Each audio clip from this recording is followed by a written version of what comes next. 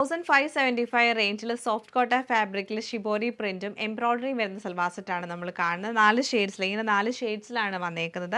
First നമുക്ക് വരുമ്പോൾ light and dark blue ടോണിലേക്ക്, ബ്ലൂവിൻ്റെ തന്നെ രണ്ടൊരു ടോണിലേക്ക് വരും. യോക്ക് പോർഷനിൽ എംബ്രോയിഡറി ചെയ്തിട്ടുണ്ട്.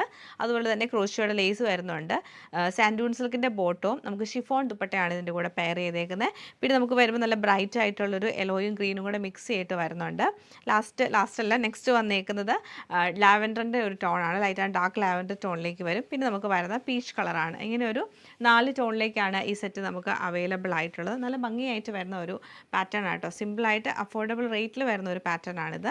ഇങ്ങനെയാണ് ചോപ്പിൻ്റെ പാറ്റേൺ വന്നേക്കുന്നത്. യോക്ക് പോർഷനിലേക്ക് എംബ്രോയിഡറി, ക്രോഷിയോയുടെ ലേസും പിന്നെ ഫുള്ളായിട്ട് നമുക്കിങ്ങനെ ഷിബോരി പ്രിൻ്റ് ആണ് വരുന്നത്. ബാക്ക് സൈഡും സെയിം പ്രിൻ്റ് തന്നെയാണ് വന്നേക്കുന്നത്.